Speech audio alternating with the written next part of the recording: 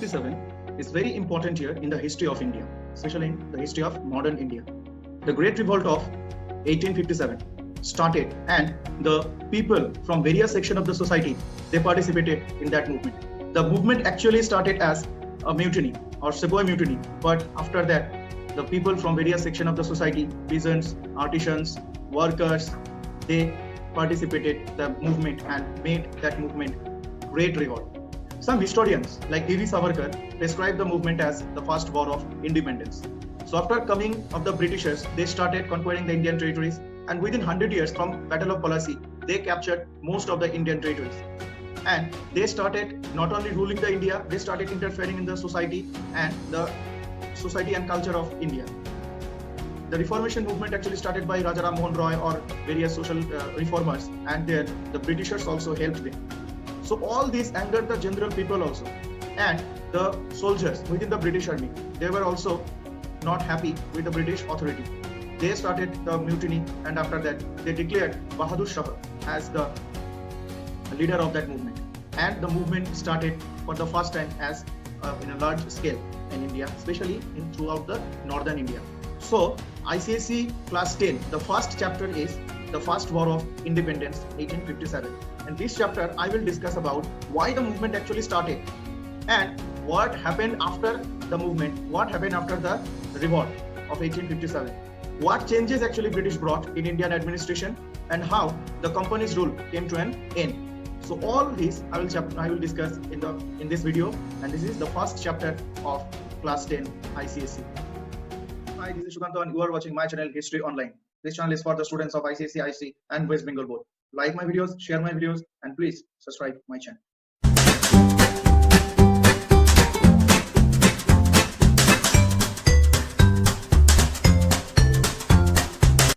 Okay, so this is the first chapter from history part, that is the first war of independence 1857. According to your syllabus, in this chapter you will learn only the causes of the movement and the consequences. So only causes and consequences of the movement of 1857. Now this is important centers of the revolt. Actually on 10th May 1857 the Great Revolt started in Meerut at Sepoy mutiny, and after that it was spread throughout the northern India. You can see on this map. Okay, so it was spread throughout northern India, and some important centers were like Meerut, Delhi, Awadh, Kanpur, Jhansi, Gwalior, Bihar. Okay, and the next one is causes of the first war of independence 1857. We can divide the causes into two parts. One is long-term causes, another one is immediate cause. So we can also divide the long-term causes into various heads. Number one is political causes, number two socio-religious causes, economic causes, and lastly, and one of the main cause behind the Great Revolt of 1857, as we all know that the Great Revolt of 1857 started as mutiny, okay, by the Indian soldiers. So military causes, very important. So in long-term causes you have to learn about political causes, socio-religious causes, economic causes, and military causes, and the second part is immediate cause. Okay, so now political causes. So here political causes, here also we can divide these political causes into four. Actually the Britishers started expansion in Indian territory. They started capturing Indian territories by wars, by introducing some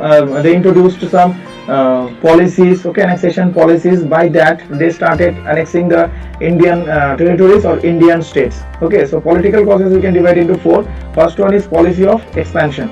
The next one is disrespect shown to Bahadur Shah, treatment given to Nana Sahib and Rani Lakshmi Bai, and how they were treated by the British government and how they reacted against the treatment of the British government, and after that the absentee sovereignty of the British.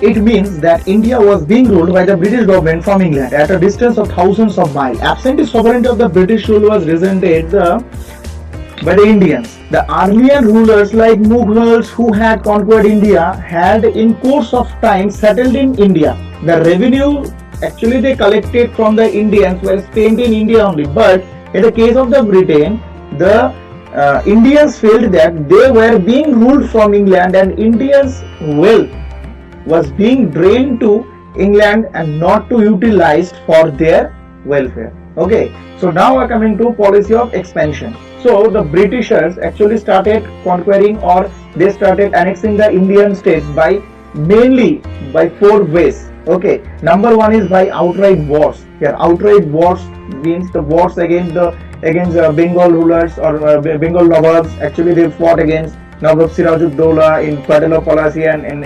1757, and after that 1764 Battle of Buxar. Okay, they captured Bengal, and after that they captured Mysore by wars. Okay, they fought against Tipu Sultan Hyder Ali, and after that they annexed Maratha, the Sikh kingdom and all. So by wars they captured most of the Indian territories, and after that they introduced some annexation policies. Okay, annexation policies like the subsidiary alliance. Okay, the doctrine of lapse, where subsidiary alliance was introduced by Lord Wellesley, and doctrine of lapse introduced by Lord Dalhousie in 1848. And the last one is on the pretext of elite misrule. Okay, so by that they captured Awadh.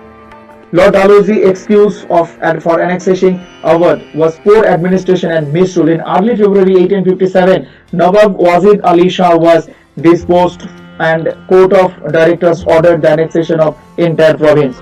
This move made enemies not only of the Nawab but also the zamindars whose estates were confiscated. Further, the soldiers and the British army, most of whom came from Awadh, were also in rank. By these four ways, and that subsidiary regarding subsidiary alliance, actually according to the subsidiary alliance, the Britishers, the Indian states accepted the Britishers as supreme power. Okay, and they were denied to appoint any other European in their court. Okay, and the Britishers actually annexed some Indian states, like for the first time Hyderabad. Nizam of Hyderabad signed the subsidiary alliance, and by doctrine of lapse, Lord Dalhousie annexed many of the Indian states like Jhansi, Satara, Sambalpur, Nagpur. Okay, according to this doctrine, an heir adopted without the consent of the East India Company could only inherit the private property of the king and not his political territory. This kingdom would then lapse and was taken over by the company. Lord Dalhousie's policy of annexation caused an uproar amongst the people of India, especially the ruling class. Now come to the disrespect shown to Bahadur Shah. Bahadur Shah Jafar, the last Mughal ruler, was under the protection of the company and received a pension from the Britishers. In 1849, Lord Dalhousie announced that successors of Bahadur Shah Jafar would not be permitted to use the Red Fort as their palace. They were required to shift to a place near Qutub Minar. In 1856, Lord Canning announced that after the death of Bahadur Shah, his successor would not be allowed to use imperial titles like Badshah and all with their names, and would be known as a mere princess. This decision of the Britishers hurt the feelings of the Muslims. Consequently, Jinnat Mahal, the wife of Bahadur Shah Begum, plotting against them. The next one is treatment given to Nana Sahib and Rani Lakshmi Bai. Actually, the East India Company stopped the pension to Nana Sahib, and Rani Lakshmi Bai, and the Britishers denied to accept the adopted son of Rani Lakshmi Bai according to doctrine of lapse. After the death of husband of Rani Lakshmi Bai, okay, their state actually annexed by the Britishers.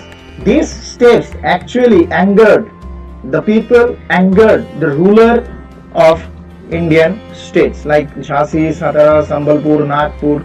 Okay, so these and the next one is on the pretext of elite misrule. By this, they annexed the one of the prosperous state like Awadh. Okay, and that time the ruler was Wazid Ali Shah, and they actually expelled Wazid Ali Shah from the throne, and Wazid Ali was famous among the feudal leaders or feudal lords of Awadh, and they started movement against the Britishers. So these were some the political causes behind the Great Revolt of 1857. Now I'm coming to the socio-religious causes. Socio-religious causes. The first one is interference with social custom. So here also we can divide the social-religious causes into various heads, like interference with the social customs, apprehensive about the modern innovation, policy of racial discrimination, corruption in administration, oppression of the poor, activities of missionaries, the fears regarding the Western education, taxing religious places, law of property. So you need to learn all the points according to your syllabus, and all the points are mentioned in your textbook also. Another main thing is your textbook is very important. Okay, it is like a Bible for you. So the first one is interference with the social custom. So Britishers started interfering in the Indian society also. See, during 19th century or the early phase of 19th century, various reformation movements started in India under the leadership of Raja Ram Mohan Roy, Raja Ram Mohan Roy, Ishwar Chandra Vidyasagar and all. So they started the reformation movement in India, and the Britishers also helped them, or they got help from the Britishers. The British East India Company passed various laws against various social evils like Sati Pratha. Sati Pratha was abolished in 1829, and after that widow remarriage started in the Widow Remarriage Act actually passed in 1856. So all these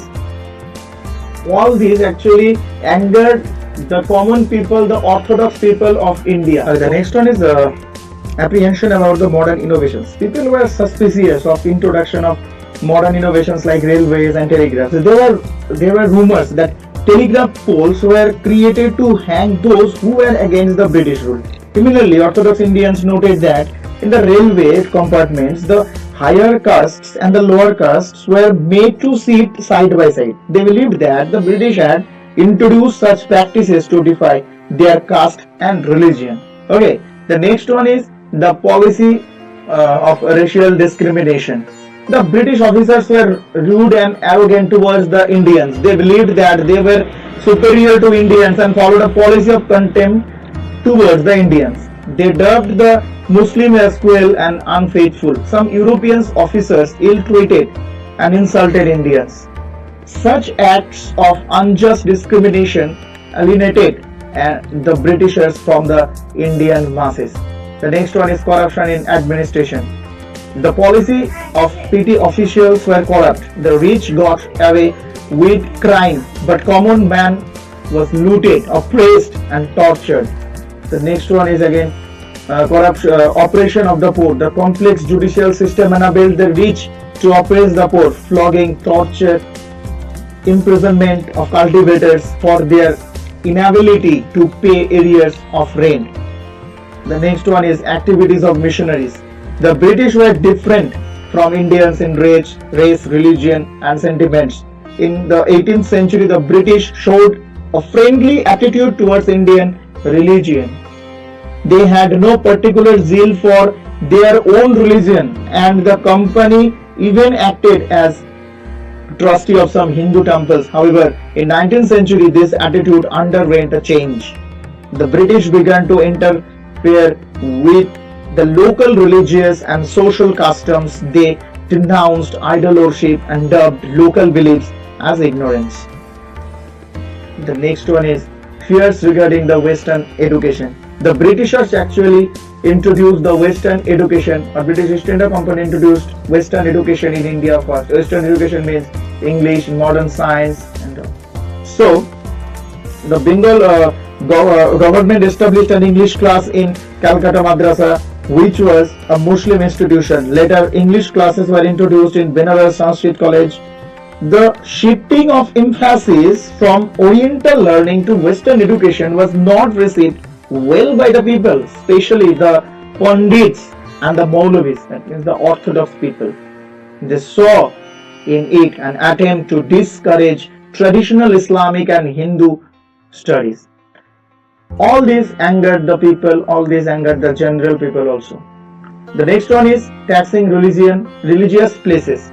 Religious sentiments of the Indians were hurt by the official policy of taxing lands belonging to the temples and mosques.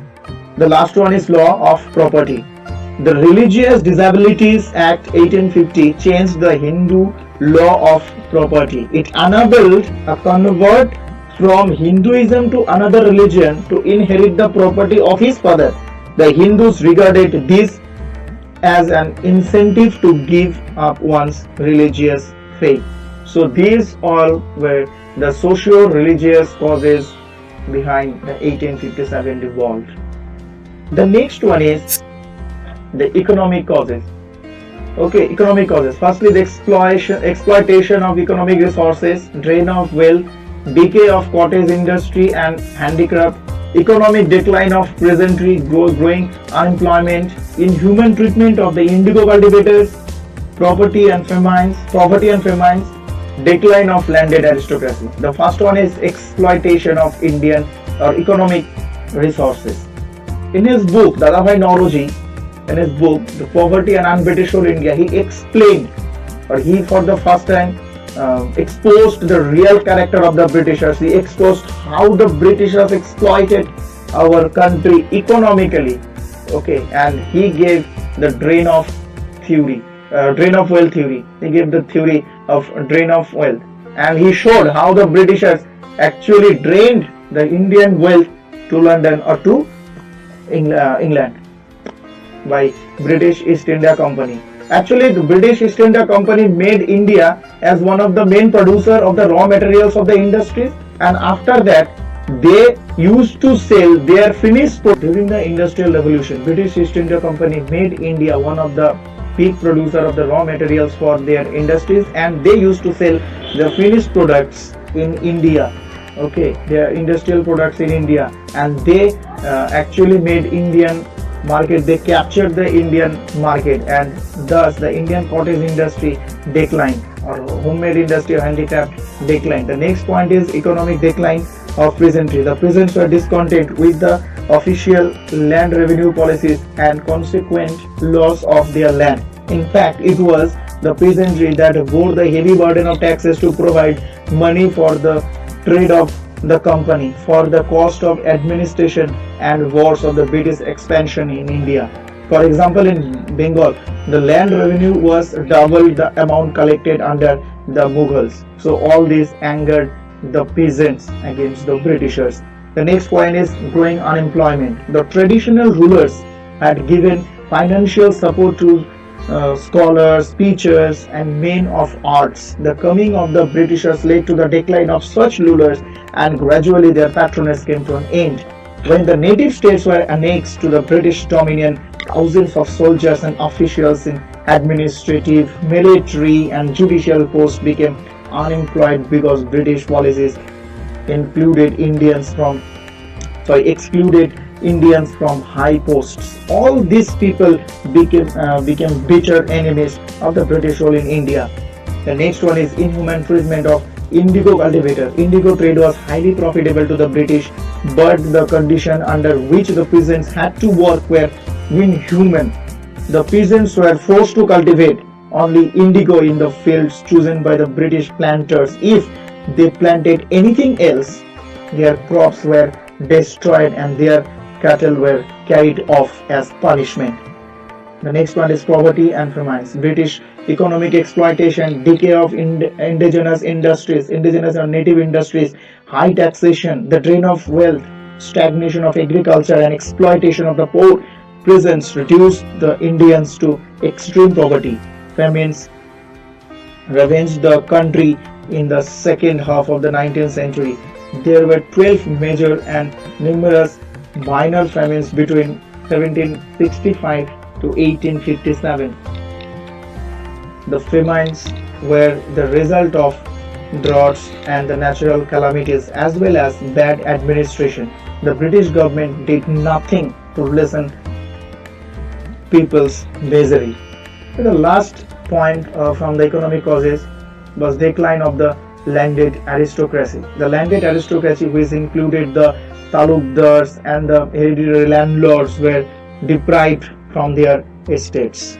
According to the provisions of Inam Commission, 20,000 estates were confiscated when the landlords failed to produce evidence like little deeds by which they held the land.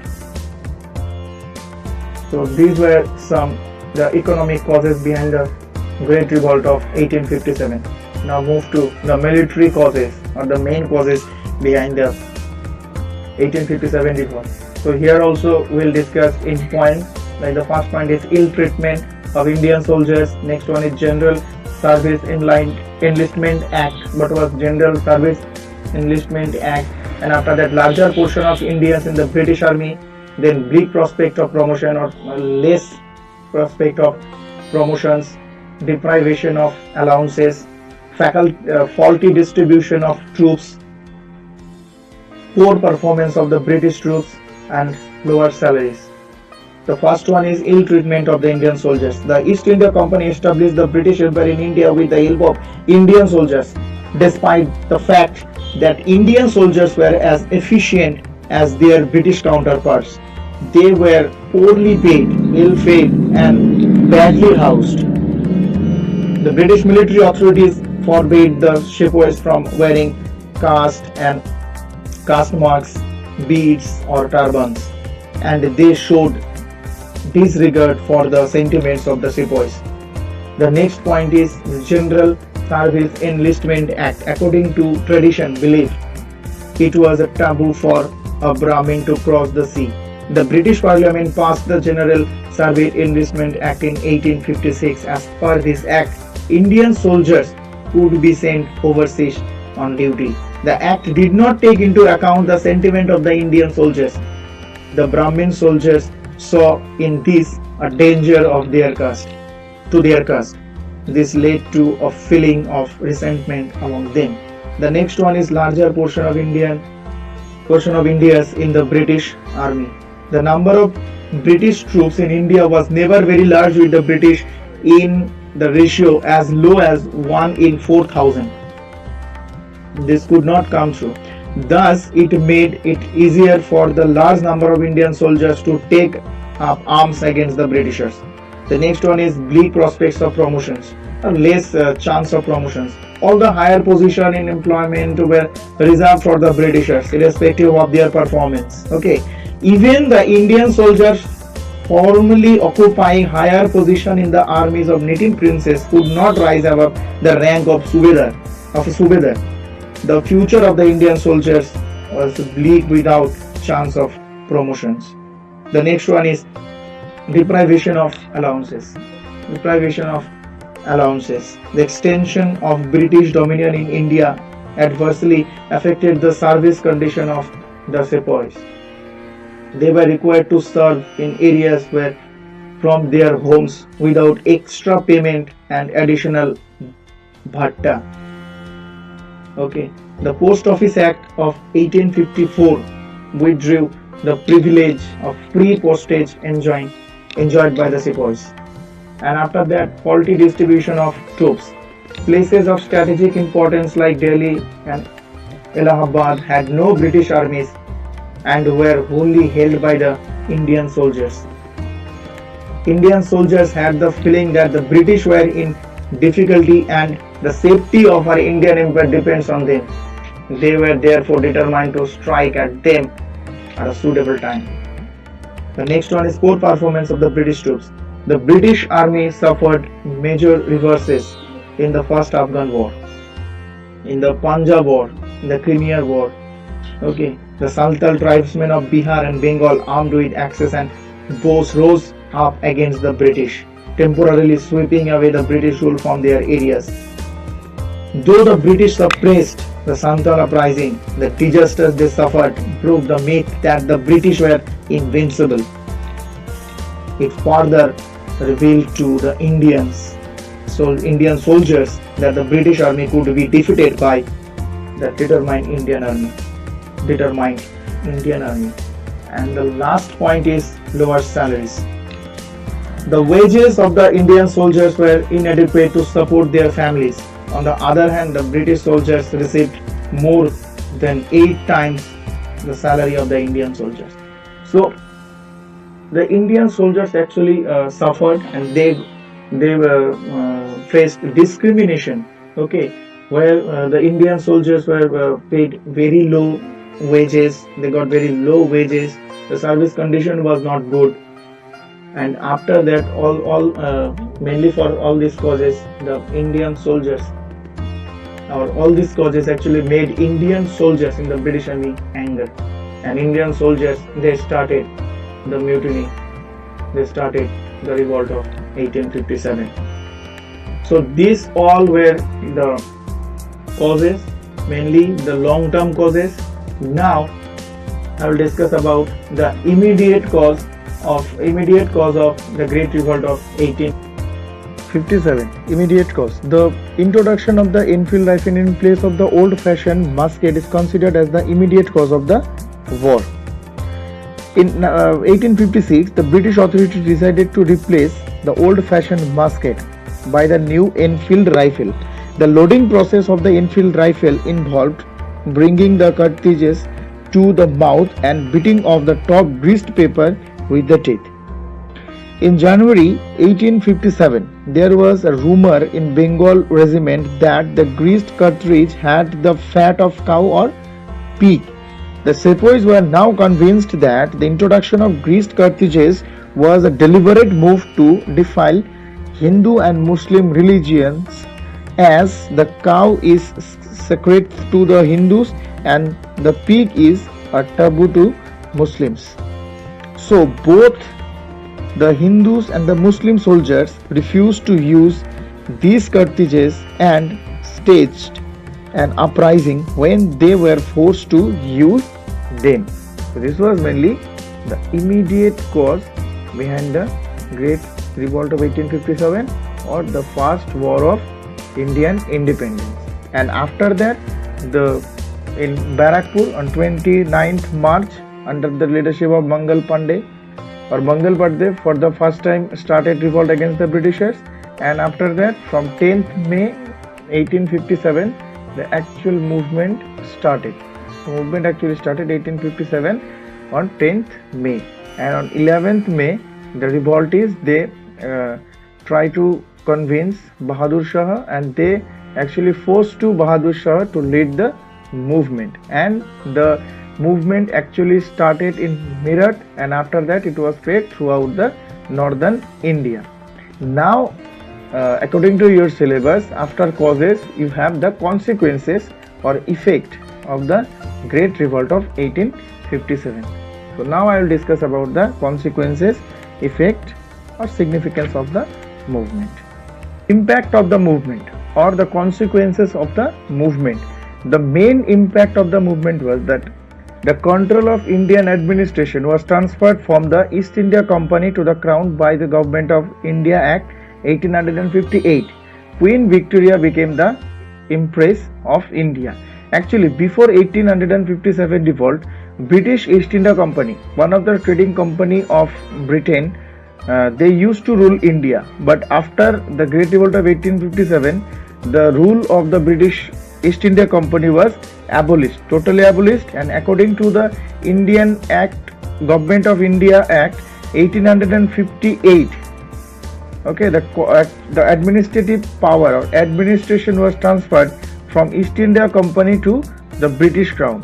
Okay, so these are some important consequences of the Great Revolt or the First War of Independence. So the first one is the end of the company's rule. The most significant and direct effect of the Sepoy Mutiny or First War of Independence was the end of the British East India Company's rule in India.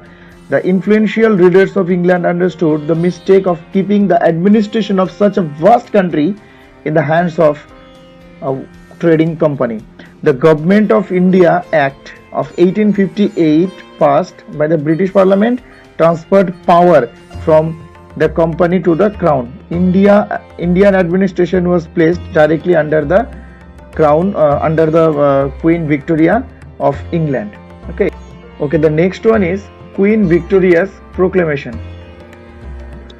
The Queen's proclamation incorporated the transfer of governance from East India Company to the British Crown was made public at Allahabad on November 1st, 1858 by Lord Canning, the first Viceroy of India. The proclamation promised that the government of India would follow a policy of non-intervention in the social and religious matters of Indians. Okay, treat all the subjects like Indians and Europeans as equals, and then grant a general pardon to all those who had taken part in the war except those who were found guilty of murder of the British subjects. Okay, and the next one is end of the Peshwa and the Mughals. End of the Mughals and Peshwa.